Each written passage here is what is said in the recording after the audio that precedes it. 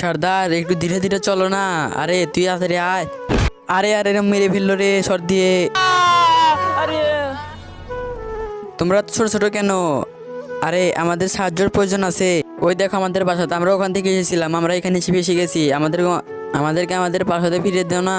কোনো সমস্যা নাই, আমি তোমাদেরকে ঘরে বসে দেবো।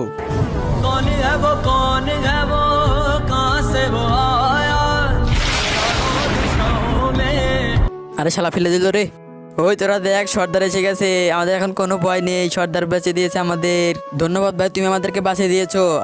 আরে আমি তো শুধু তিনজনকে বাঁচিয়েছি, সবাইকে না।